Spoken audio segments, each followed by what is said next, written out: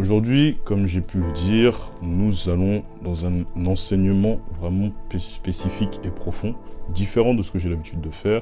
Nous allons en savoir plus sur réellement qui est Jésus-Christ.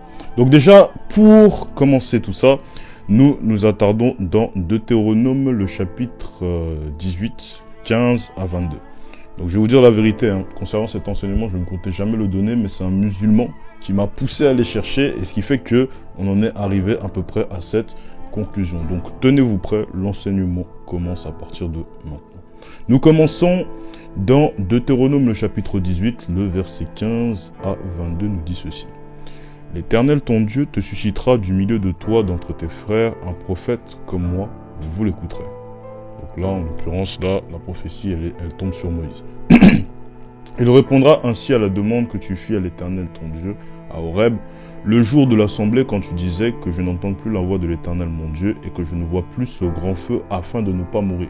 En fait, ça c'est Israël. En fait. En gros, lorsqu'on regarde bien, c'était dans Exode, le moment là où le peuple d'Israël cherchait à entendre la voix de l'Éternel, il disait à Moïse, mais attends, Moïse, tu nous douilles là. Il n'y a que toi qui entends la voix de Dieu, pourquoi est-ce que nous on ne peut pas l'entendre? Ça fait que Moïse, qu'est-ce qu'il a fait? Il a prié, il est parti prier à l'Éternel Dieu pour que tous les Israélites également puissent entendre la voix de l'Éternel. Sauf que toutes celles et ceux qui ont entendu la voix de l'Éternel n'ont pas supporté. Il y a un truc bizarre qui apparaît sur mon visage là, je vous cache pas, je sais pas ce que c'est. Attendez 2 secondes. Je sais pas qu'est-ce que c'est. Bof, attends. Bizarre ça. Voilà, c'est bon, non c'est bon, y a rien. C'est bon, on continue. Donc en gros, c'était le moment là où le peuple d'Israël cherchait à entendre la voix de l'Éternel. Et en gros, tout simplement, ils ne pouvaient pas l'entendre parce que eux n'avaient pas cette capacité comme Moïse à supporter la voix de l'Éternel. On continue. Le verset 16 nous dit ceci. Il répondra ainsi à la demande que tu fis à l'Éternel ton Dieu à Horeb le jour de l'assemblée quand tu disais que je n'entends plus la voix de l'Éternel mon Dieu et que je ne vois plus ce grand feu afin de ne pas mourir. Donc, ils ne pouvaient tellement pas entendre la voix de l'Éternel qu'ils auraient même pu en mourir.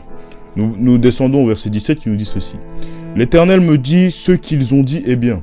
Je leur susciterai du milieu de leurs frères un prophète comme toi. Je mettrai mes paroles dans sa bouche et il leur dira tout ce que je lui commanderai. Donc là, ça, on va après y revenir dessus parce que c'est vraiment le verset qui va vraiment nous faire décoller. Et si quelqu'un n'écoute pas mes paroles qu'il dira en mon nom, c'est moi qui lui en demanderai compte. Mais le prophète qui aura l'audace de dire en mon nom une parole que je ne lui aurais point commandé de dire ou qui parlera au nom d'autres dieux, ce prophète-là sera puni de mort. Donc là, en l'occurrence, on parle de tous les faux prophètes. Donc ensuite, après, on va continuer. Donc jusqu'au verset 22. Donc là, on est au verset 21 qui nous dit « Peut-être diras-tu en ton cœur, comment connaîtrons-nous la parole que l'Éternel Dieu n'aura point dite ? Quand ce que dira le prophète n'aura pas lieu et n'arrivera pas, ce sera une parole que l'Éternel n'aura point dite. C'est par audace que le prophète l'aura dite, n'aie pas peur de lui. » En l'occurrence, en d'autres termes, je vais parler en termes de notre société, le terme de notre génération, pour qu'on puisse bien comprendre, celui qui balance des prophéties qui ne viennent pas et qui n'ont pas pour source l'Éternel, le Dieu Tout-Puissant. En l'occurrence, celui-là, on dit en gros que ce sera un plaisantin. En fait, t'as pas besoin d'avoir peur de lui, n'a pas de puissance. Et en gros, c'est un plaisantin qui en gros balance des prophéties à gauche à droite, sans forcément réfléchir. Donc ensuite, après, on va d'abord pour étudier, parce que là, on est toujours dans la personnalité et dans le personnage du côté spirituel, du côté du Seigneur Jésus-Christ. Pour étudier un peu ça, on va voir la similarité, les points communs entre Moïse et le Seigneur Jésus-Christ, qui vont nous permettre de pouvoir tomber sur un message profond, sur le physique notamment du Seigneur Jésus-Christ. Donc, on va aller dans Exode. Donc là, on va aller déjà dans le premier détail qui est précis et qui n'est pas négligeable, qui est dans Exode 1. Le verset 16 à 22 va à peu près nous guider. Donc, Exode au chapitre 1, le verset 16 à 22 nous dit ceci. Puis il leur dit, quand vous accoucherez les femmes des Hébreux, et que vous les verrez sur les sièges, si c'est un garçon, faites-le mourir. Si c'est une fille, laissez-la vivre. Donc en l'occurrence, là, c'est le contexte, c'est le pharaon qui commence à s'exprimer, qui commence à balancer un message fort, en disant que tous les premiers-nés, si c'est un garçon, qu'ils puissent mourir. En bref, Si toi, par exemple, demain, tu as un enfant, tu aurais eu un enfant à cette époque-là, tu aurais eu un enfant, en gros, l'enfant, on lui tranche la tête, en gros. C'est comme si on disait ça, au fait, pour qu'on puisse bien comprendre. Je vais essayer d'éviter de sortir des termes trop crus, parce qu'après, TikTok, ils vont... Enfin bref, ça, c'est pas le sujet. Donc, verset 17, « Mais les sages-femmes craignirent Dieu et ne firent point ce que leur avait dit le roi d'Égypte. Elles laissèrent vivre les enfants. Le roi d'Égypte appela les sages-femmes et leur dit, « Pourquoi avez-vous agi ainsi et avez-vous laissé vivre les enfants ?»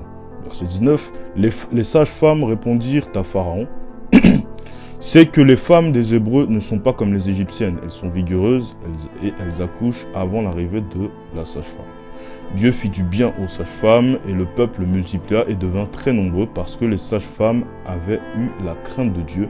Dieu fit prospérer leur maison. Alors Pharaon donna cet ordre à tout ce peuple, « Vous jetterez dans le fleuve tout garçon qui naîtra, et vous laisserez vivre toutes les filles. »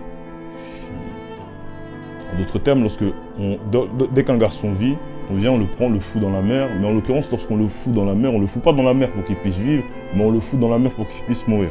Donc ensuite, après, on va continuer. Donc, on est dans... Là. Donc là, en l'occurrence, là, c'est le premier... Donc là, on parle justement, en gros, du début. Donc là, on va aller même dans Exode... hop là. Hop là. Voilà, nous sommes dans Exode, ouais, voilà. Exode au chapitre 2, le verset 1 jusqu'à 3. Donc là, on va parler, on va dire le nom, justement, de celui dont j'ai envie de vous parler. C'est-à-dire Moïse. Donc là, nous sommes Exode chapitre 2, le verset 1, en descendant jusqu'au verset 3, qui nous dit ceci.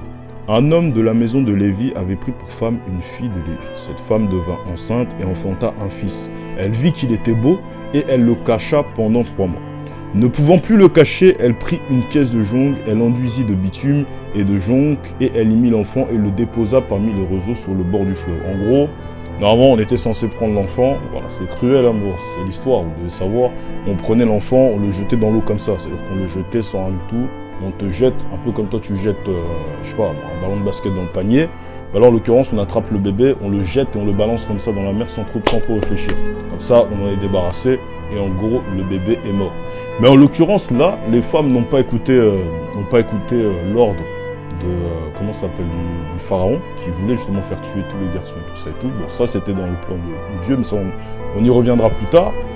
Donc, on va au verset 4 qui nous dit « La sœur de l'enfant se tint à quelque distance pour savoir ce qui allait lui arriver. La fille de Pharaon descendit du fleuve pour se baigner et ses compagnes se promenaient au loin du fleuve. Elle aperçut la caisse au milieu des roseaux et envoya ça. Bon, ça, je vais vous faire un résumé, sinon ça va être trop long. En gros, il y a eu la fille, normalement c'est la fille du pharaon. Là, voilà, la fille du pharaon qui a vu justement le bébé qui siégeait au milieu du fleuve. Elle est arrivée, elle l'a attrapé. Donc elle a attrapé la caisse, elle a vu que l'enfant était beau gosse, voilà, vraiment frais, tout ça et tout. Du coup, qu'est-ce qu'elle a fait? Elle l'a pris et en gros, elle a cherché une autre servante pour pouvoir qu'il puisse le téter. Et en gros, donc le verset 10 nous dit ceci. Quand il eut grandi, elle l'amena à la fille du pharaon. Donc en gros, la femme devait téter. Enfin, vous connaissez le bébé comme elle devait. Enfin bref. Et en gros, quand l'enfant a grandi, en gros, elle l'a ramené à la fille du pharaon. Et en gros, on dit, il fut pour elle comme un fils. Elle lui donna le nom de Moïse, car dit-elle, je l'ai retiré des eaux. Donc ça, déjà, c'est le premier point. Moïse a été élevé par une maman qui n'était pas vraiment sa maman. Parce qu'en gros, elle a dit, il fut pour elle comme un fils. Ça veut dire que lui n'était pas réellement le fils de cette mère-là. Donc ça, c'est un premier point. Donc ça, on va laisser de côté. Maintenant, on arrive dans, normalement, c'est dans Matthieu 2, le verset 13 à 16. Voilà.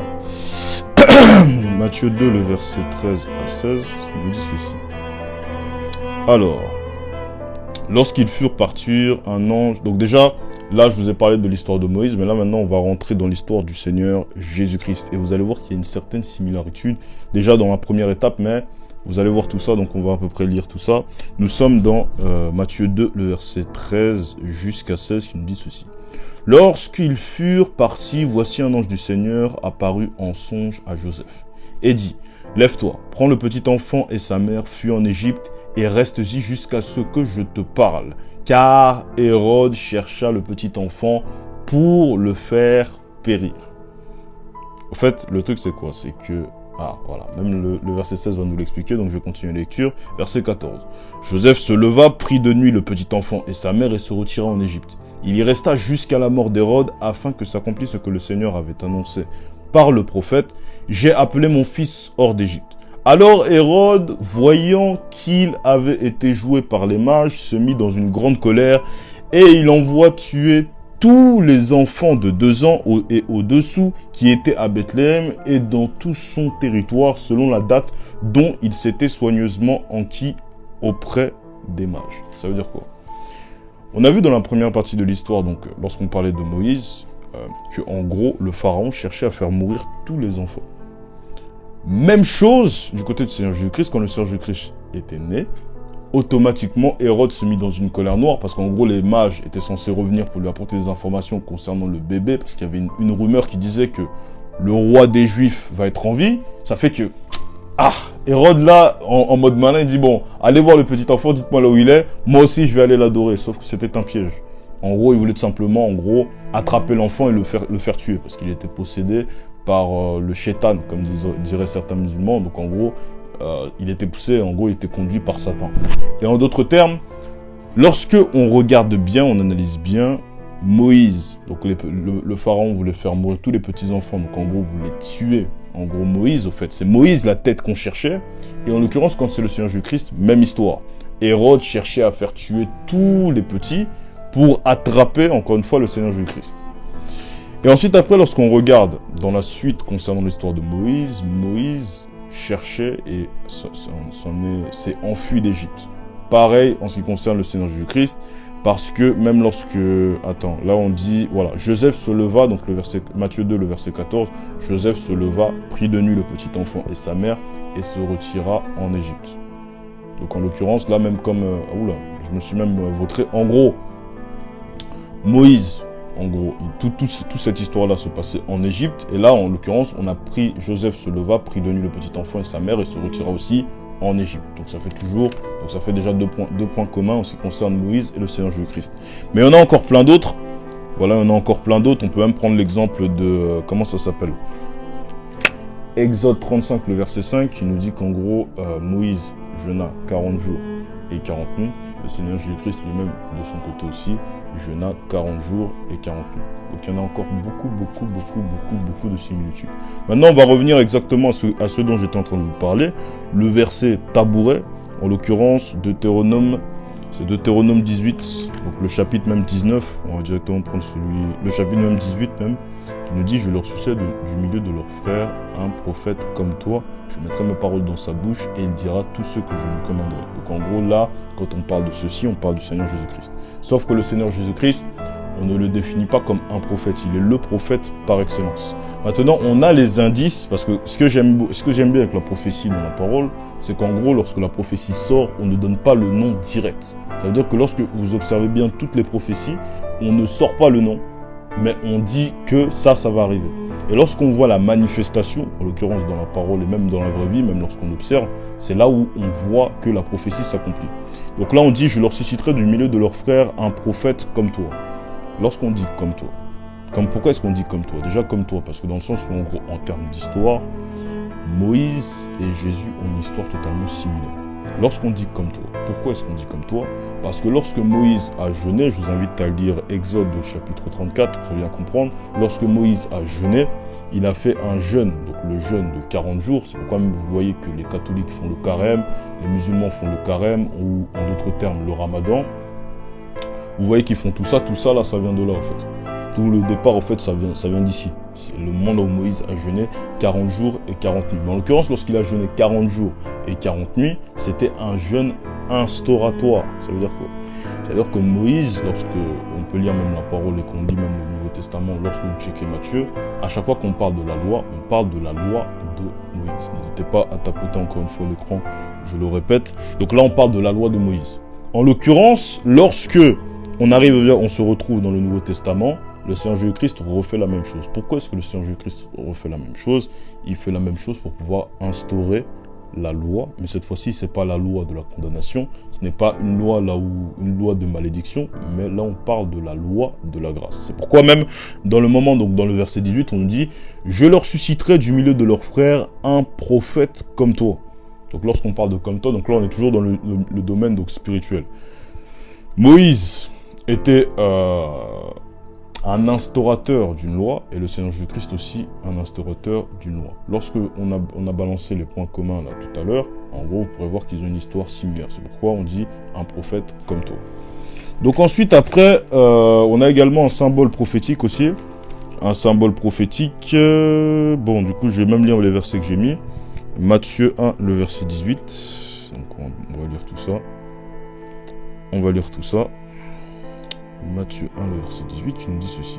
« Voici de quelle manière arriva la naissance de Jésus-Christ. Marie, sa mère, ayant été fiancée à Joseph, se trouva enceinte par la vertu du Saint-Esprit avant qu'elle eusse habité ensemble. » Donc là, on revient à peu près en arrière par rapport à ce que je vous ai dit. Je vous ai dit que Moïse n'a pas été élevé par sa mère maternelle. En l'occurrence, Jésus, c'est exactement le même principe. Beaucoup disent, non mais Marie, c'est la mère du Seigneur Jésus-Christ. Donc, mère de Dieu. Sauf que Marie, lorsqu'on parle de mère de Jésus, on parle de mère de Jésus sur le plan physique. Parce que lorsque vous observez bien ce verset, ça nous dit, donc, voici de quelle manière arriva la naissance de Jésus-Christ. Marie, sa mère ayant été fiancée à Joseph, se trouva enceinte par la vertu du Saint-Esprit. Ça veut dire que c'est le Saint-Esprit qui a causé et qui a bousculé, qui a chamboulé les choses et qui a causé la naissance du Seigneur Jésus-Christ. Sachant que Jésus est Dieu, d'après la parole, conformément à Apocalypse 1, le verset 8, beaucoup de catholiques vous diront, non mais Marie c'est la mère de Dieu. Non, c'est impossible. C'est impossible, pourquoi? Parce que si réellement elle était la mère de Dieu, elle aurait couché avec Joseph, et en l'occurrence, aurait donné le Seigneur Jésus-Christ. Sauf que ce n'est pas le cas. Pourquoi est-ce que je vous explique ça? Pourquoi est-ce que je vous explique ça maintenant? C'est toujours pour qu'on revienne à la similitude par rapport à Moïse. Lorsqu'on regarde bien, on dit, elle se trouva enceinte par la vertu du Saint-Esprit. Donc ensuite, après, bon, je vais appuyer mes propos, parce que comme j'ai l'habitude de dire, un verset ne suffit pas, il en faut encore plusieurs pour pouvoir confirmer ce dont je suis en train de parler. Donc, est-ce que Marie est réellement la mère de Dieu, comme beaucoup le disent? Nous allons dans Luc 1, le verset 39, qui va répondre à peu près à cette question. Qui nous dit: dans ce même temps, Marie se leva et s'en alla en hâte vers les montagnes dans une ville de Juda. Verset 40, elle entra dans la maison de Zacharie et salua Élisabeth. Dès qu'Élisabeth entendit la salutation de Marie, son enfant tressaillit dans son sein et fut rempli du Saint-Esprit. Donc là, en l'occurrence, quand on parle de l'enfant qui a tressailli dans le ventre d'Élisabeth, on parle de Jean-Baptiste. Mais ça, c'est pas notre sujet. Ensuite, verset 42, elle s'écria d'une voix forte: « Tu es bénie d'entre les femmes, et le fruit de ton sein est béni. Comment m'est-il accordé que la mère de mon Seigneur vienne auprès de moi ?» Donc là, en l'occurrence, c'est le verset que beaucoup de catholiques prennent pour affirmer que Marie est la mère de Dieu. Sauf que lorsque on se balade, donc là je vais prendre un dernier verset avant même qu'on revienne à ce verset-ci. Bah non, je vais même vous citer juste la référence, comme ça après on va... Bah non, je vais prendre le verset maintenant que je me suis engagé. Nous sommes dans Jean 14, verset 11. Il y aura beaucoup de versets, hein, mais les explications elles vont arriver un peu après, donc soyez concentrés. Donc Jean 14, verset 11 qui nous dit ceci: « Croyez en moi, je suis dans le Père et le Père est en moi. Croyez du moins à cause de mes œuvres. » Lorsque vous observez bien, donc, je vous inviterai tous à aller checker Jean 14 au verset 11. En l'occurrence, lorsqu'on regarde ça, vous verrez que lorsque vous voyez le Père, vous voyez le Père avec un P majuscule. Lorsqu'on retourne dans Luc 1, le verset 43, lorsqu'on parle de Marie, Luc 1, le verset 43, on dit, donc là c'est Élisabeth qui dit: « Comment m'es-tu accordé que la mère de mon Seigneur vienne auprès de moi ?» Lorsqu'on check bien le mot mère est écrit en minuscule. Si réellement Marie était la mère de Dieu, on aurait écrit le M en grand, en majuscule. Pourquoi est-ce qu'on l'écrit en minuscule? Tout simplement parce que quand on dit mère minuscule, ça précise tout simplement qu'en gros, mère, elle a le statut de mère, dans le sens où en gros, Dieu est passé par là pour pouvoir permettre que le Seigneur Jésus-Christ puisse naître. Pourquoi on dit que elle est la mère de Jésus, mais elle n'est pas la mère de Dieu. Pourquoi? Parce que si elle était réellement la mère de Dieu, de la même façon dont on a écrit dans Jean 14 au verset 11 Père avec un grand P, on aurait écrit M avec un grand M. En fait. C'est aussi simple que ça. C'est pourquoi Marie ne peut jamais être la mère de Dieu dans aucun des domaines. Ça, il faut bannir cette idée-là de votre esprit. Voilà. Même si Jésus-Christ est Dieu, Marie n'est en aucun cas la mère de Dieu. Elle est la mère de Jésus sur le plan physique. Donc en l'occurrence, bon, ça c'était un détail dans lequel il fallait que j'aborde.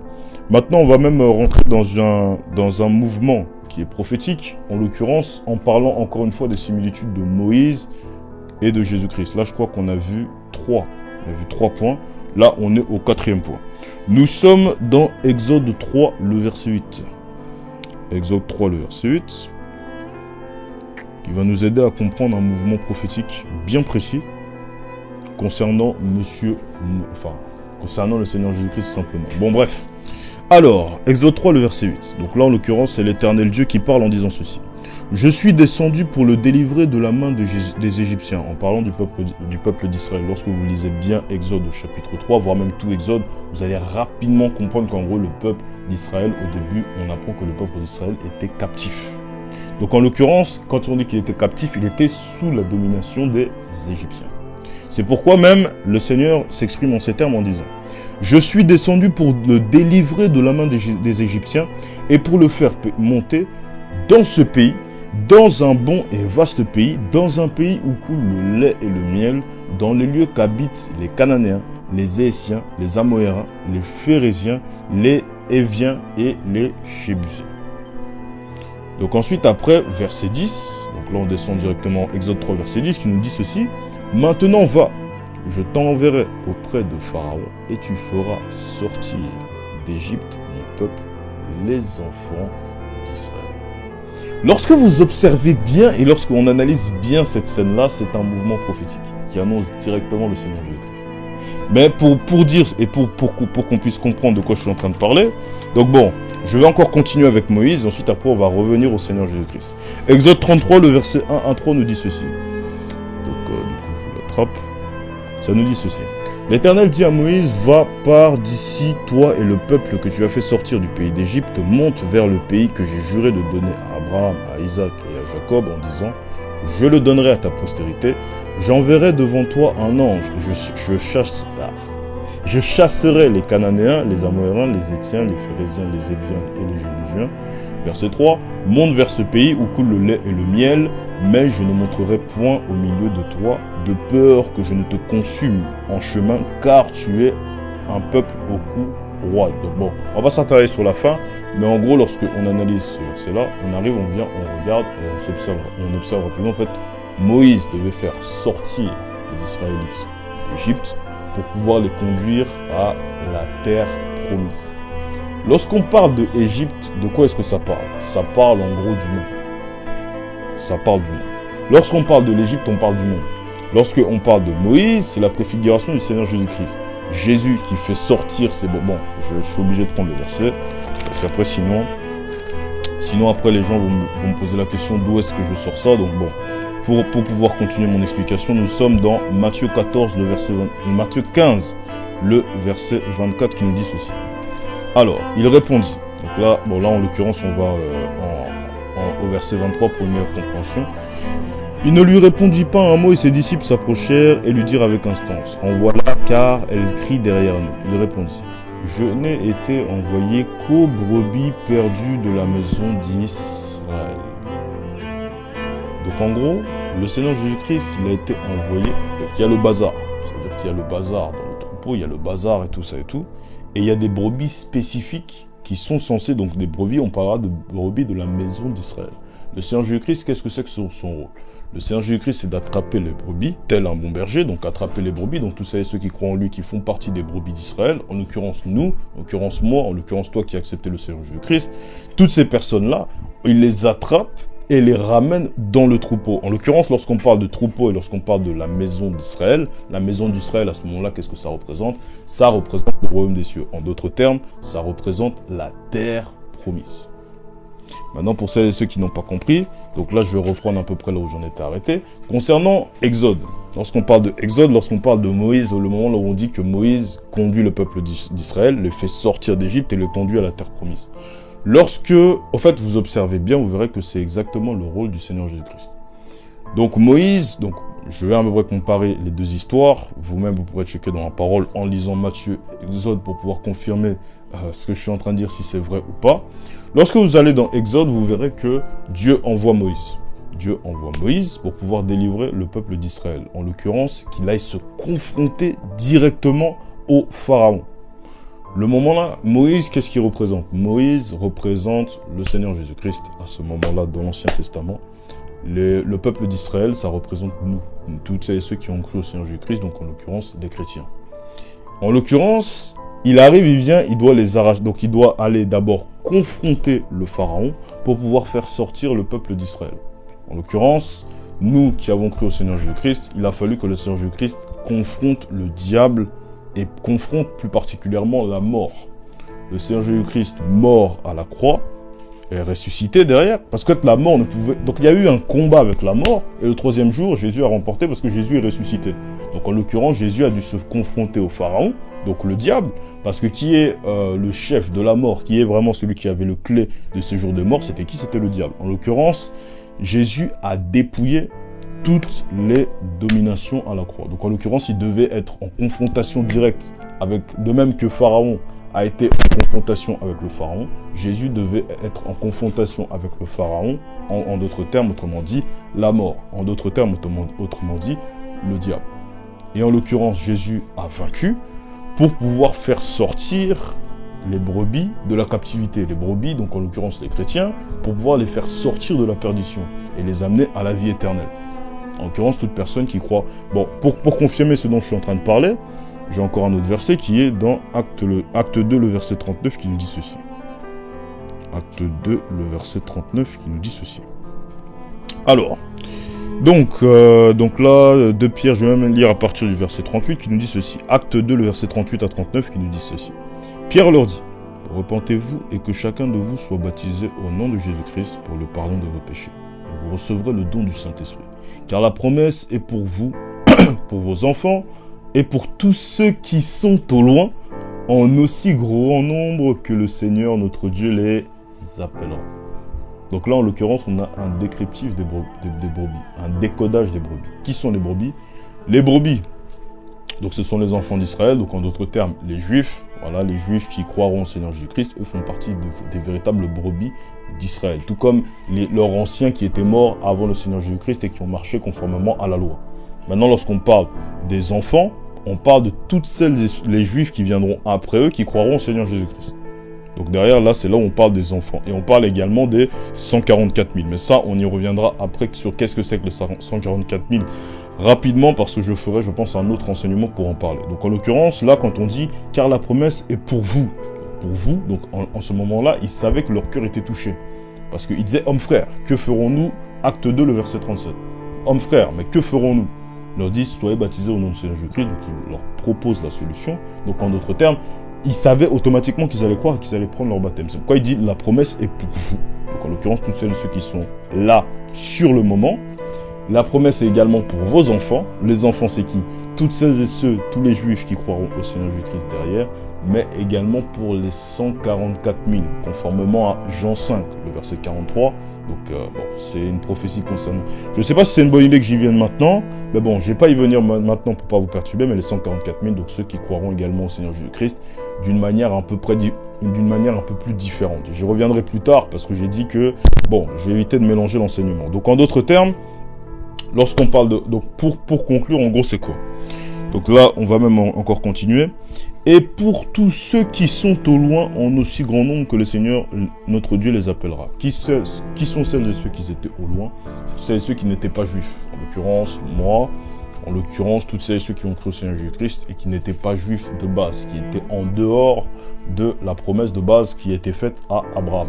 Donc ceux qui sont au loin, ce sont toutes celles et ceux qui n'étaient pas juifs. En l'occurrence, moi, par exemple. Cela, c'est toutes celles et ceux qui sont au loin. Donc, vous n'étiez pas censés faire partie de la promesse, mais vous faites partie de la promesse. Quand on dit que nous, les chrétiens, je parle de vrais chrétiens, pas celles et ceux qui, voilà, tout ça, on est censé être, on est des juifs spirituels.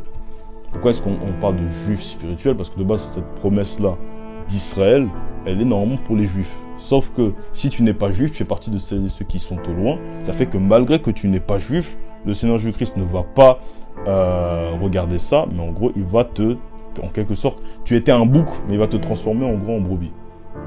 Donc en gros, même si tu n'étais pas juif, tu es juif spirituel. En fait. On te considère comme juif. Mais bon, on nous appelle des chrétiens pour faire la différence entre nous et les juifs. Donc ensuite, après, on va continuer. On va continuer. Donc en gros, le Seigneur Jésus-Christ, qu'est-ce qu'il a fait? Le Seigneur Jésus-Christ, par cette action-là, en fait, il a tout accompli. Tout ce que Moïse a fait, le Seigneur Jésus-Christ a fait de même. En l'occurrence, c'était sur le plan spirituel. Donc là, c'est en gros encore un grand point fort et un grand point commun fort et un lien direct entre le Seigneur Jésus-Christ et Moïse. C'est pourquoi on disait même dans la prophétie de Deutéronome 18, le verset 18, qui dit « J'enverrai un prophète comme toi ». Donc on va continuer. On va continuer, donc... bon, j'ai dit que j'allais pas vraiment parler des 144 000 aujourd'hui, ça on va laisser ça de côté, ça va pas nous intéresser. Donc, qui sont les brebis? Donc, bon, ça, j'ai à peu près décodé tout ça. Donc, ensuite, après, les générations futures. Donc, bon, je vais peut-être toucher un mot sur les 144 000 avant qu'on puisse avoir une légère conclusion. Ce n'est pas la conclusion finale parce qu'il y a encore d'autres choses à dire. Là, j'ai juste posé à peu près le fondement.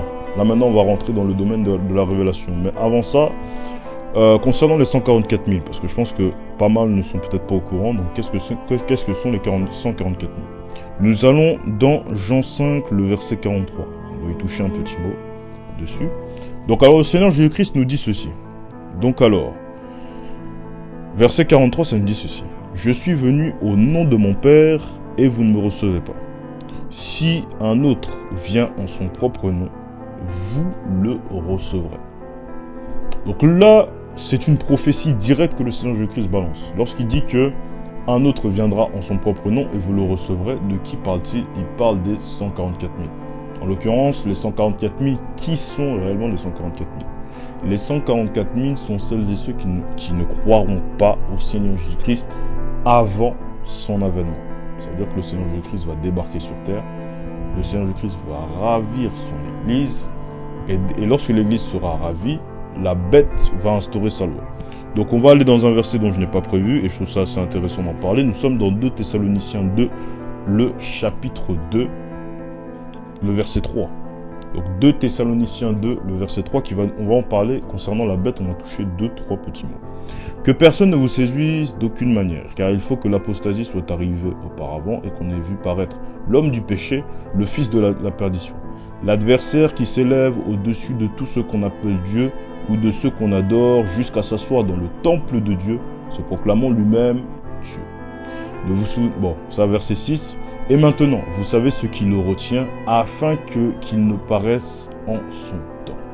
Le mystère de l'iniquité, en d'autres termes, le péché, agit déjà. Il faut seulement que celui qui le retient ait encore disparu. Il y a une force qui empêche la bête de pouvoir se manifester. Cette force, c'est quoi? Qu'est-ce que c'est que cette force-là? C'est le Saint-Esprit. Tant que le Saint-Esprit est descendu sur cette terre, depuis Actes au chapitre 2, le fils de la perdition ne peut pas atterrir sur cette terre. C'est impossible. Il faut que celui qui le retient ait encore disparu. Alors que lorsque l'avènement du Seigneur Jésus-Christ aura eu lieu, le Saint-Esprit de Dieu ne sera plus sur cette terre. C'est pourquoi la bête sera open bar. Il pourra faire exactement tout ce qu'il veut. Donc ensuite, après, nous descendons au verset 9. L'apparition de cet impie se fera par la puissance de Satan avec toutes sortes de miracles, de signes et de prodiges mensongers, et avec toutes les séductions de l'iniquité pour ceux qui périssent. Parce qu'ils n'ont pas reçu l'amour de la vérité pour être sauvés, aussi Dieu leur envoie une puissance d'égarement afin qu'ils croient au mensonge.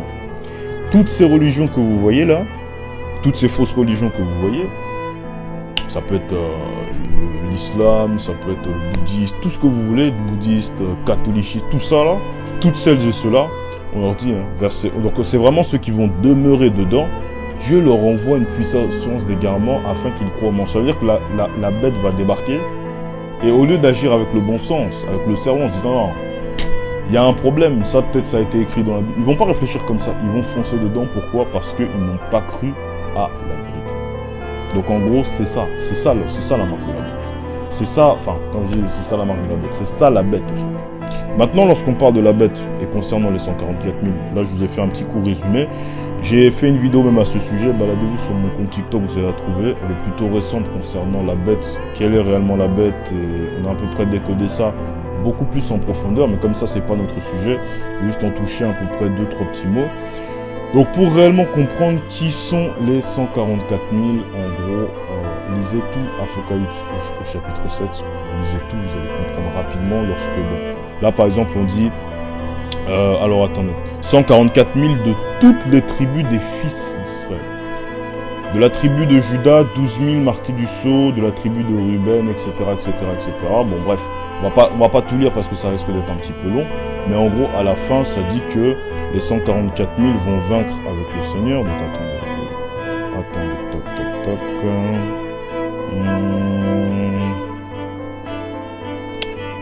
Ouais. Bon. Concernant les 144 000 qui vont vaincre avec le Seigneur. Bon, lisez Apocalypse, hein, vous allez trouver. Attendez. Voilà. Normalement, c'est jusqu'à ce que les millions soient. Bon, j'y ai pas vraiment. Je voulais pas vraiment. Bon, lisez normalement Apocalypse au chapitre 20. Enfin, bon, par là, normalement, vous allez trouver à peu près les 144 000 qui redescendront avec les saints pour pouvoir régner pendant 1000 ans. Voilà. Bon, donc ça, on va pas trop s'attarder dessus. Mais en bref, les 144 000 sont des élus de Dieu. Et sont celles et ceux qui sont censés croire au Seigneur Jésus-Christ. Élie et Moïse, conformément à Apocalypse au chapitre 11, vont revenir sur cette terre et c'est eux qui auront le rôle d'amener les 144 000 au Seigneur Jésus-Christ. C'est pourquoi les 144 000 vont refuser. Il faut que Élie et Moïse débarquent en leur disant « Vous avez fait une erreur. C'est bel et bien le Seigneur Jésus-Christ qui est le Dieu Tout-Puissant et c'était celui en qui il fallait croire pour pouvoir être sauvé. » En l'occurrence, ils auront un peu le seum. Quand je dis ils auront le seum, c'est forcément ils seront dégoûtés. Puis ensuite, après, Élie et Moïse se feront exterminer. Ça veut dire qu'on va les dégager. On va dire, bon, vous en avez peut-être un peu trop dit, on vous extermine. Donc une fois qu'ils ont balancé la prophétie, qu'ils ont annoncé le message à tout le monde, ils se font exterminer. Et ensuite, après, il va y avoir de grandes persécutions contre le peuple d'Israël. Et ensuite, après, c'est à ce moment-ci que le Seigneur va débarquer pour pouvoir attraper tous les 144 000 afin qu'ils puissent monter dans le désert et effectuer le grand saut, conformément à Malachie au chapitre 4, le verset 4 normalement, effectuer le grand saut et pour pouvoir ensuite après revenir sur terre pour pouvoir régner avec le Seigneur Jésus-Christ pendant 1000 ans, le moment là où le diable sera enchaîné. Bon, ça c'est encore un autre sujet. Bon, je pourrais même y revenir un peu plus en détail concernant l'Apocalypse, mais comme c'est pas trop notre sujet, je trouvais que c'était bon que vous puissiez qu'on puisse à peu près en toucher quelques mots dessus. Ensuite, après, donc là, on va faire un retour direct concernant Deutéronome 18 au verset 18, en l'occurrence le symbole Père-Fils. Il y a un élément dedans à aller chercher. Donc, c'est Deutéronome, le chapitre 18, verset 18 et 19, enfin jusqu'à 19. Donc, alors, Deutéronome 18, alors ça nous dit ceci. Je leur susciterai du milieu de leurs frères un prophète comme toi, je mettrai mes paroles dans sa bouche et il dira tout ce que je lui commanderai. Donc en gros, là, on parle réellement du Seigneur Jésus-Christ. Pourquoi? Parce que le Seigneur Jésus-Christ, il est la parole de Dieu. Ça veut dire que quand on dit que tout ce qui le commanderait, qui commande le Seigneur Jésus-Christ? En l'occurrence, on pourra parler du Père. En l'occurrence, en d'autres termes, l'Esprit du Seigneur Jésus-Christ qui le commande lui-même. C'est pourquoi même le Seigneur Jésus-Christ lui-même, quand il a débarqué sur cette terre, il dit « Je ne fais rien de moi-même, mais je fais tout ce que mon Père m'a montré. » Donc en gros, le moment là où le Seigneur Jésus-Christ était au ciel, là où il était vraiment le Dieu. Bon, je vais peut-être pas forcément aller jusque-là, vous allez peut-être pas comprendre, mais en d'autres termes, on va plutôt parler de Père et Fils. Donc ensuite, après, il dit « Et si quelqu'un n'écoute pas mes paroles qui dira en mon nom, c'est moi qui lui en demanderai compte. » Ça veut dire quoi? Ça veut dire que toute personne qui renie le Seigneur Jésus-Christ, le Seigneur Jésus-Christ lui-même disait « Je prie que toutes celles et ceux puissent croire en toi et en moi. » Ça veut dire que tu ne peux pas croire à Dieu, le Père, entre guillemets, sachant que le Père, ça reste quand même le Seigneur Jésus-Christ, mais bon, on va dire le Père. Donc vous ne pouvez pas croire en Dieu le Père sans avoir cru au Seigneur Jésus-Christ. Ça veut dire que tu ne connais pas. Si tu connais Jésus-Christ, tu connais le Père. Si tu ne connais pas le Père, tu ne connais pas le Seigneur Jésus-Christ. Conformément à Jean 14, le verset 9. Normalement, c'est celui-ci. Jean 14, le verset 9. Donc ensuite, après, en d'autres termes, en gros, là, on le dit clairement qu'en En gros, il faut écouter le Seigneur Jésus-Christ pour pouvoir connaître Dieu. En fait, c'est exactement ça que ça veut dire. Donc ensuite, après, donc bon, je pourrais reprendre le Jean 5, verset 43, mais je l'ai déjà pris. Donc là, maintenant, on dit ceci, verset 20. Mais le prophète qui aura l'audace en mon nom, une parole, qui aura l'audace de dire en mon nom, une parole que je ne lui aurais point commandé de dire, ou qui parlera au nom d'autres dieux, ce prophète-là sera puni de mort. Là maintenant, aujourd'hui, on pourra voir qu'il y a beaucoup de faux prophètes, mais est-ce qu'ils sont réellement punis de mort? De quelle mort est-ce qu'on est en train de parler? C'est ce que nous allons voir dans Matthieu 24, le verset 24. De quelle mort est-ce qu'on est en train de parler? Donc on va à peu près analyser les faux prophètes dont parle ce verset. Parce qu'on dit le faux prophète, mais bon, quand on dit le faux prophète, c'est une façon de dire que bon, le faux prophète, donc celui qui essayera. Quand on dit celui, si par exemple... on est par exemple 10 à balancer des boulettes de papier, il y en a un précisément que j'ai retenu, je vais dire celui-là, il a balancé des boulettes de papier. Il n'y a pas que lui, mais il y en a d'autres. Mais en gros, c'est juste une fixette en gros sur quelqu'un, mais en gros, il y en a plusieurs. Donc, bon, là, on va parler des faux prophètes. Donc, Matthieu 24, le verset 24, nous dit ceci. Donc, c'est le Seigneur Jésus-Christ qui s'exprime en ces termes en nous disant: car il s'élèvera de faux Christ et de faux prophètes, ils feront de grands prodiges et des miracles au point de séduire, s'il était possible, même les élus. Les élus ne seraient pas séduits, donc ça c'est un détail. Donc en gros, bon on continue. Voici, je voulais annoncer. Si l'on vous dit, voici il est dans le désert, n'y allez pas. Voici il est dans les chambres, ne le croyez pas, car comme l'éclair part de l'Orient et se monte jusqu'en Occident, ainsi en sera l'avènement du Fils de l'homme. Donc là encore une fois, les faux prophètes sont cités. Mais pour pouvoir venir là où est-ce que je vais en venir, ah non, je n'ai pas pu parce que j'ai pris un engagement concernant le Seigneur, concernant le live. Ça fait que comme j'ai pris un engagement, en fait c'était trop tard, je ne pouvais pas venir à l'église. Ça a fait du coup, j'ai pas pu venir. Bon bref, du coup, Matthieu 7, le verset 15, tac, on va descendre. On va monter dans Matthieu 7, le verset 15. Je pense qu'on est toujours sur les faux prophètes. Ça nous dit ceci. Gardez-vous des faux prophètes, ils viennent à vous en vêtements de brebis, mais en dedans ce sont des loups ravisseurs. Vous les reconnaîtrez à leurs fruits. Cueille-t-on des raisins sur des épines ou des figues sur des chardons? Donc en gros, quand on dit vous les reconnaîtrez à leurs fruits, le fruit c'est quoi? Lorsqu'on parle du fruit, on parle de l'enseignement. Lorsqu'on parle du fruit, on parle de l'enseignement. Ça veut dire on les reconnaît à leurs fruits. Ça veut dire que pour analyser un vrai prophète d'un faux prophète, on analyse par rapport à ses paroles. Si il balance, parce que là c'est exactement ce que nous dit Deutéronome 18, le verset 19. Donc je vais reprendre ça. Wow, il y a une page qui s'est affichée, je n'ai pas compris. Hop là. Donc Deutéronome 18, le verset 19, qui nous dit ceci. Toc. Hop. Normalement c'est ça. Donc voilà, non, même le verset 20, mais le faux prophète qui aura l'audace de dire en mon nom une parole que je ne lui aurais point dite, ou qui parlera au nom d'autres dieux, ce prophète-là sera puni de mort. Là, on a bien dit dire. Là, en l'occurrence, on te dit, vous les reconnaîtrez à leurs fruits. Donc ces deux versets-là, ils sont liés. Lorsqu'on parle du fruit, on parle de ce qu'il dit, de ce qu'il sort de sa bouche. Un prophète qui sort ce qui est conforme à la parole de Dieu, celui-là, on l'appellera le vrai prophète. Pourquoi? Parce qu'en l'occurrence, l'apôtre Paul nous dira, donc dans 1 Corinthiens 14, au verset 33, lorsqu'il dira que la femme se taise dans les assemblées car il ne lui est pas permis de parler, il dira que si quelqu'un est prophète ou inspiré, qu'il reconnaisse que ce que je vous ai dit est un commandement du Seigneur. Donc en d'autres termes, le prophète qui confirmera ce que l'apôtre Paul nous a prescrit, parce que l'apôtre Paul fait partie du fondement, c'est celui-là qui est un vrai prophète. Mais encore une fois, tout dépend de ce qu'il dit. C'est pourquoi je vous dis que dans Matthieu 24, le verset 24, en l'occurrence lorsqu'on parle du fruit, on dit « vous les reconnaîtrez à leurs fruits ». On parle du fruit, donc le fruit c'est quoi? Le fruit, on parle de l'enseignement. Donc ensuite, après, nous allons dans... alors attendez, je vais pour vraiment vous montrer, parce qu'on dit que le prophète qui aura l'audace de dire du n'importe quoi en mon nom, ce prophète-là sera puni de mort. Mais de quelle mort on est en train de parler? Nous allons dans Matthieu 7, le verset... le verset 22. Matthieu 7, le verset 22, qui nous dit ceci. Plusieurs, donc là même pas, verset 21. Ceux qui me disent « Seigneur, Seigneur » n'entreront pas tous dans le royaume des cieux, mais celui-là seul qui fait la volonté de mon Père qui est dans les cieux. Plusieurs me diront en ce jour-là « Seigneur, Seigneur, n'avons-nous pas prophétisé par ton nom ?» Les prophètes prophétisent par le nom du Seigneur Jésus-Christ aujourd'hui.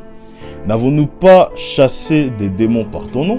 Les prophètes chasse les démons par le nom du Seigneur Jésus-Christ? Et n'avons-nous pas fait beaucoup de miracles par ton nom? Les prophètes font beaucoup de miracles par le nom du Seigneur Jésus-Christ. Mettez un maximum de j'aime, s'il vous plaît. Verset 23. Voilà de quelle mort on est en train de parler. Verset 23, restez bien concentrés. Alors je leur dirai ouvertement, je ne vous ai jamais connu, retirez-vous de moi, vous qui commettez l'iniquité. L'Esprit du Seigneur est en train de me faire aller dans un autre verset que je n'avais pas prévu. Nous sommes dans Genèse. Genèse, tape là.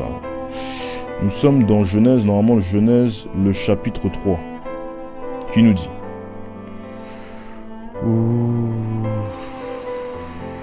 Je vous dis, c'est chaud ce soir. Tac. Donc nous sommes dans Genèse 2, le verset 17. Genèse 2, le verset 17, qui nous dit ceci. Tu mangeras pas de l'arbre de la connaissance du bien et du mal, car le jour où tu en mangeras, tu mourras. L'Éternel Dieu dit, il n'est pas bon que l'homme soit seul, je lui ferai une être semblable à lui. Donc lorsqu'on est dans Genèse 2, le verset 17, lorsque Adam et Ève ont mangé le fruit interdit, observez bien, Adam et Ève ne sont pas morts. Ils ne sont pas morts physiquement, pourquoi? Parce que Adam a vécu 930 ans, qui n'était pas mort. Mais en l'occurrence, dans cette scène-là, lorsque Dieu nous disait que le jour où tu en mangeras, tu mourras, de quelle mort est-ce qu'on est en train de parler? On est en train de parler de la mort spirituelle. Qu'est-ce que c'est la mort spirituelle? La mort spirituelle, c'est la séparation directe d'avec Dieu. C'est pourquoi le Seigneur Jésus-Christ, donc le moment là où vous observez bien, donc on retourne là où on était dans Matthieu 7, le verset 22, vous allez voir le lien direct entre les deux. Vous observez bien, vous verrez que le Seigneur dit, plusieurs me diront en ce jour-là, Seigneur, Seigneur, n'avons-nous pas prophétisé par ton nom? N'avons-nous pas chassé des démons par ton nom? N'avons-nous pas fait beaucoup de miracles par ton nom? Alors je leur dirai ouvertement, je ne vous ai jamais connu, retirez-vous de moi, vous qui commettez l'iniquité. Jésus-Christ étant le Dieu Tout-Puissant, là, automatiquement, il y a une séparation directe qui se fait parce que le Seigneur Jésus-Christ précise et dit bien, retirez-vous de moi, vous qui avez commis l'iniquité. On a vu dans Genèse 2, le verset 17, que la mort spirituelle, c'est la séparation directe d'avec Dieu. En l'occurrence, là, on voit que tous les faux prophètes-là sont séparés définitivement du Seigneur Jésus-Christ. Donc, qu'est-ce que ça nous annonce? Tout simplement, Jésus-Christ étant Dieu, sachant que les faux prophètes-là également sont séparés du Seigneur Jésus-Christ. C'est là où c'est en lien direct avec Deutéronome 18 au verset 20, qui nous dit que le faux prophète qui annoncera des paroles en mon... Attends, je vais reprendre le verset. Je vais reprendre le verset qui nous dit « Mais le prophète qui aura l'audace de dire en mon nom une parole que je ne lui aurai point commandé de dire, ou qui parlera au nom d'autres dieux, ce prophète-là sera puni de mort. » Donc lorsqu'on parle de mort, on est en train de parler de la mort spirituelle, en l'occurrence la séparation directe d'avec Dieu. Ah, je ne sais pas si quelqu'un me comprend. Je ne sais pas si quelqu'un... Bon, je reprends. Conformément à ce verset-là qui est dans Deutéronome 18, le verset 20, ça nous dit quoi? Ça nous dit que le prophète qui annoncera des bêtises dans le nom de Dieu, ce prophète-là sera puni de mort. Le moment, donc on a vu Genèse 2, le verset 17, qui nous dit que le jour, donc là on parle de Adam et Ève, le jour où tu mangeras de l'arbre, le fruit interdit, le jour où tu en mangeras, tu mourras. On a vu que Adam n'était pas mort, ça veut dire que Adam n'était pas mort sur le plan physique. En l'occurrence, il était séparé d'avec Dieu. C'est pourquoi quand Dieu dit « le jour où tu en mangeras, tu mourras », il parle de la mort spirituelle. Mais en l'occurrence, le Seigneur Jésus-Christ, lorsqu'il parle de faux prophètes, dans Matthieu 7, le verset 22, même chose. Le faux prophète, tous ceux qui auront dit des bêtises dans son nom, tout cela, il leur dit « retirez-vous de moi, vous qui commettez l'iniquité, car je ne vous ai jamais connu ». Et conformément à ce verset qui est Deutéronome 18, le verset 20, mais le prophète qui aura l'audace de dire en mon nom une parole que je ne lui aurai point commandé de dire, ou qui parle au nom d'autres dieux, ce prophète-là sera puni de mort. Donc en l'occurrence, la mort dont parlait Dieu à ce moment-ci, on parle de la mort spirituelle, en l'occurrence, la séparation directe du Seigneur Jésus-Christ et de tous les faux prophètes qui auront parlé au nom de l'Éternel.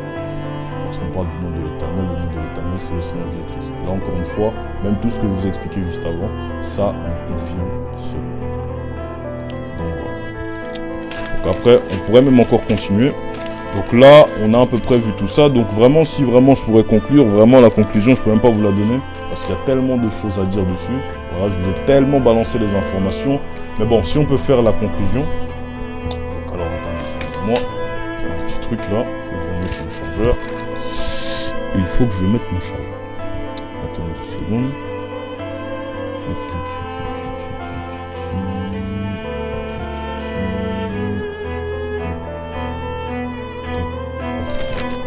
Donc là, la conclusion c'est quoi? Lorsque l'on dit, donc on revient encore une fois à la prophétie de Deutéronome 18, le verset 18. Je leur susciterai du milieu de leur père un prophète comme toi. Lorsqu'on parle de comme toi, là on a vu la ressemblance spirituelle. L'histoire du Seigneur Jésus-Christ et l'histoire de Moïse. Lorsque vous comparez les deux histoires, vous retrouvez à chaque fois la même chose. Dans tous les domaines. Dans tous les domaines, vous retrouvez toujours la même chose. On a parlé de Moïse qui a été envoyé afin de conduire les brebis, le peuple d'Israël, jusqu'à la terre promise. On a parlé de Jésus-Christ qui, en l'occurrence, comme lui-même l'a déclaré dans la parole en disant « J'ai été envoyé seulement pour les brebis perdues d'Israël », qui conduit les brebis perdues d'Israël au troupeau, à la maison d'Israël. En d'autres termes, la maison d'Israël, lorsqu'on décode tout ça, on peut même dire clairement que c'est la nouvelle Jérusalem, ou même le royaume des cieux, si on peut paraphraser. Donc ensuite, après, on va continuer. Maintenant, on a vu la ressemblance spirituelle, mais ça ne s'arrête pas là. Là, maintenant, on va s'attarder sur la ressemblance physique. Donc là, je vais vous laisser répondre au frère Jérém, qui nous demande quel est le sujet. Donc en l'occurrence, vous-même, je vais vous laisser répondre parce que je pense que vous-même, vous avez compris le sujet. Et nous, on va à peu près avancer. Donc là, on a vu la ressemblance spirituelle entre Moïse et le Seigneur Jésus-Christ. Donc là, maintenant, on va à peu près analyser la ressemblance physique.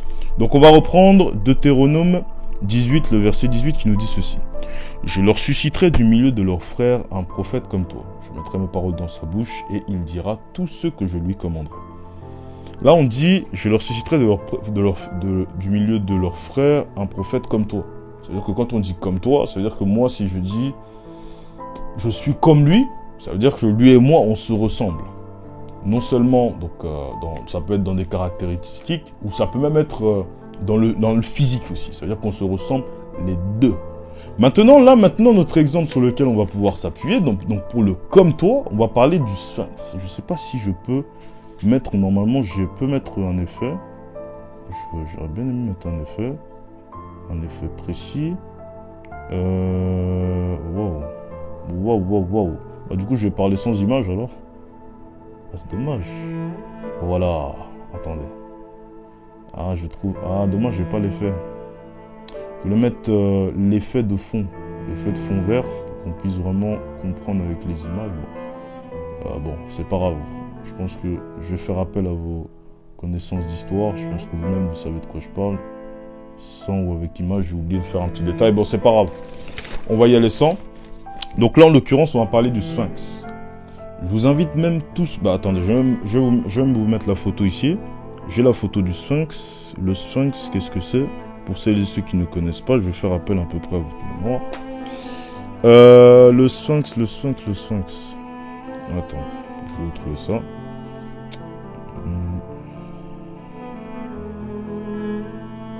Voilà, c'est ici. Oh. Voilà. Tac.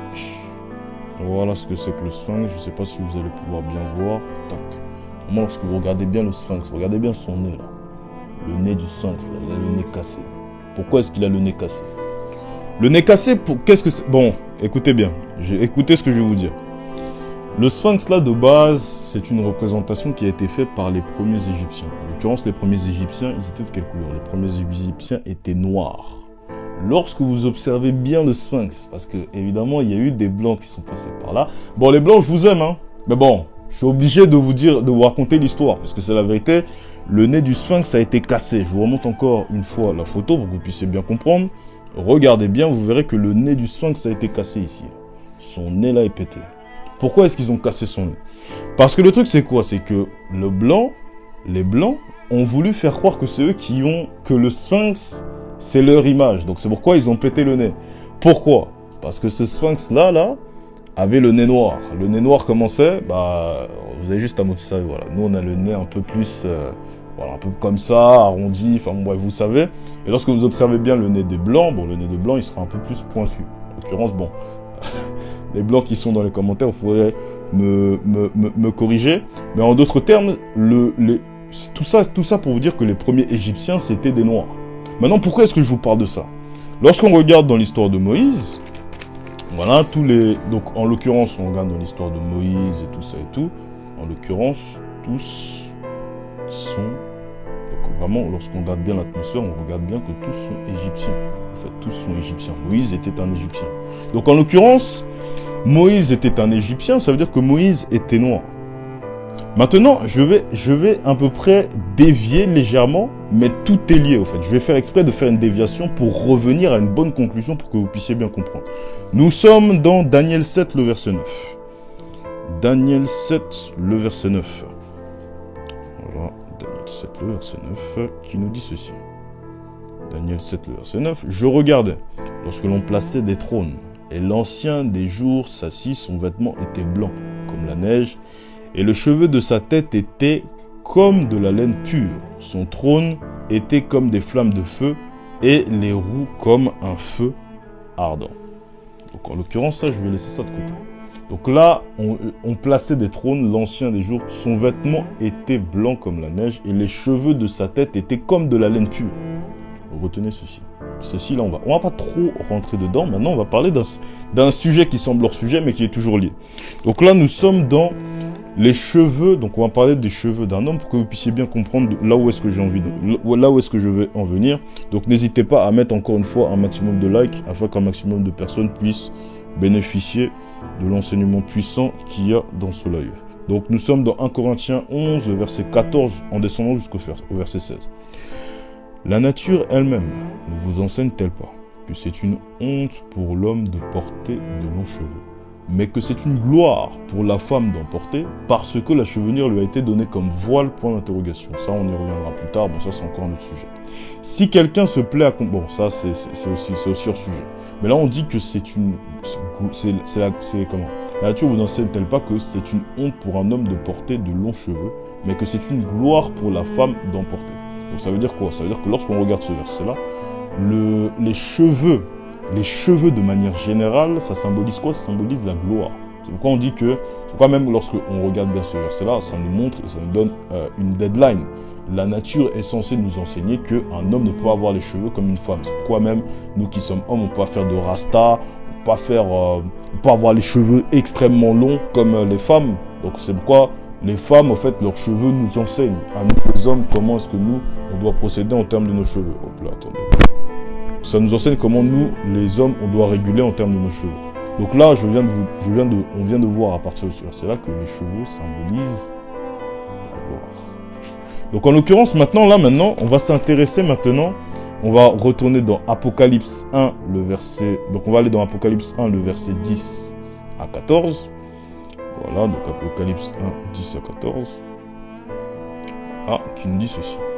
Je fus ravi en esprit au jour du Seigneur et j'ai entendu derrière moi une voix forte, comme le son d'une trompette, qui disait, ce que tu vois, écris-le dans un livre et envoie-le aux 7 églises, à Éphèse, à Smyrne, à Pergame, à Thyatire, à Sardis, à Philadelphie et à Laodicée. Je me retournais pour connaître quelle était la voix qui me parlait. Et après m'être retourné, je vis 7 chandeliers d'or. Et je précise même que là, dans la voix qui lui parlait, les écritures étaient en rouge. Vous savez, vous-même, vous qui avez Holy Bible, voilà, je vous montre, hein, vous qui avez Holy Bible, vous savez que quand les écritures sont en rouge, c'est qu'on parle, hop là, c'est que c'est le Seigneur Jésus-Christ qui s'exprime. Et quand il se retourne, ça veut dire qu'il y a une voix qui lui parle, il se retourne, il s'aperçoit. Et quelqu'un au milieu de 7 chandeliers, quelqu'un qui ressemblait comme à un fils d'homme. Le Seigneur Jésus-Christ, quand il a parlé, il a toujours dit « Je suis le Fils de l'homme ». Fils d'homme, vêtu d'une longue robe, ayant une ceinture d'or sur la poitrine. Sa tête et ses cheveux étaient blancs comme de la laine blanche. Retenez bien le laine blanche. Comme de la neige, ses yeux étaient comme des flammes de feu. Pourquoi on dit que les cheveux du Seigneur Jésus-Christ étaient semblables à de la laine blanche? Bizarre tout ça. Donc on va aller regarder à peu près qu'est-ce que c'est que la laine. Voilà la laine à peu près pour que vous puissiez voir. D'accord. Je pense que vous voyez. Tac, la laine. Donc quand vous observez bien, qui sont... Donc c'est pourquoi là il faut analyser, parce que là que ça nous dit ça. Observez bien dans le monde qui sont les personnes qui ont des cheveux semblables à de la laine. si je vous pose la question. Ah là là, c'est trop puissant. Bon, regardez, par exemple, mes cheveux. Là, on peut dire que mes cheveux sont semblables à de la laine. En l'occurrence, attends, je vous montre la photo. Et moi, personnellement, si je ne peigne pas, mes cheveux, ils ressemblent exactement comme ça. C'est-à-dire, ils sont en pagaille, tout ça. Comme je peigne souvent, bah forcément, vous ne voyez pas. Donc, Jésus avait des cheveux semblables à de la laine. Lorsqu'on parlait de Moïse, et lorsque je vous ai parlé des Égyptiens, je vous ai démontré par le Sphinx que les premiers Égyptiens étaient noirs. Jésus avait des cheveux semblables à de la laine. Moïse était noir, sachant que Moïse, il était du côté des Égyptiens, donc ça fait que bon, voilà, comment dire, Moïse, voilà, il était au milieu de leurs frères et tout ça et tout. Donc en d'autres termes, sachant qu'il était égyptien, sachant que Moïse était noir, Jésus avait les cheveux semblables à de la laine, automatiquement, encore une fois, il y avait deux qui sont connectés physiquement. Donc automatiquement, quand les deux étaient connectés, je ne peux pas affirmer que Jésus était noir lorsqu'il était sur cette terre, mais ce qui est sûr, c'est qu'il n'était pas blanc. Donc c'est pour même déjà rapidement pour vous dire que le Jésus qu'on vous présente, toujours dans le film de Jésus, tout ça, on vous présente un Jésus avec les cheveux longs, avec une longue barbe. C'est pour ça que j'ai l'habitude même de vous dire que toutes celles et ceux qui ont des portraits de Jésus, à la rigueur, c'est le portrait d'un monsieur, si vous voulez, mais ce n'est pas le portrait de Jésus. Ne considérez jamais ça comme le portrait de Jésus-Christ. Mais bon, on va encore à peu près aller encore un peu plus loin. Donc, concernant ça, lorsqu'on observe bien, Jésus, cheveux semblables à de la laine, Moïse, égyptien, ça fait qu'automatiquement, les deux sont là. Donc, Jésus n'a jamais été blanc quand il était sur cette terre. Mais après, on s'en fout dans tous les cas, j'ai envie de dire, parce que dans tous les cas, Jésus est venu sauver l'humanité. Donc, voilà, qu'il soit blanc, on s'en fout. C'est un petit détail même qui a son importance. Donc, en gros, lorsqu'on dit « j'enverrai du milieu de tes frères un prophète comme toi », ça veut dire que la prophétie était tellement forte et tellement complète qu'il fallait que Jésus et Moïse soient semblables spirituellement, mais aussi physiquement. Mais pourquoi est-ce que je dis, et je précise bien, que je n'affirme pas que Jésus était noir? C'est parce que lorsqu'on regarde bien, Jésus il est né à Bethléem.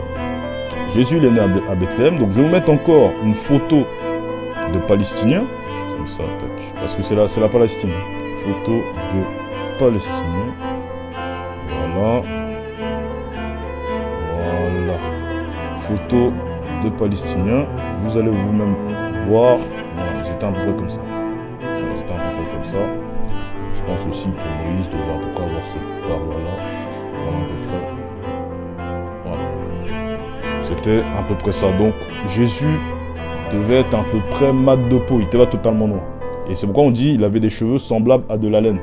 Les cheveux semblables. Donc vous voyez à peu près comme ça. Tac. Voilà, donc il devait y avoir soit un combo ou un truc comme ça. Donc il avait des cheveux semblables à de la laine. Donc, c'est pour vous dire que faites attention. Déjà, c'est même un message qui vient dans mon esprit, faites très attention. Ne faites jamais cette erreur de prendre un portrait. À l'ailleurs, vous voulez prendre un portrait d'un faux Jésus, parce que je suis obligé d'appeler ça comme ça, d'un faux Jésus. Vous pouvez le poser là, à la rigueur, comme décoration. Bon, ça peut aller encore. Mais si vous posez ce portrait-là en vous disant « c'est le Seigneur Jésus-Christ », mes frères et sœurs, le danger auquel vous vous exposez, il est grand. Donc, au fait, tout ça pour vous dire que la conclusion, donc je reprends la prophétie qui est dans Deutéronome 18, le chapitre 18, le verset 18, qui nous dit ceci. Tac, je vous reprends ça. Tac, ça nous dit ceci, ça nous dit...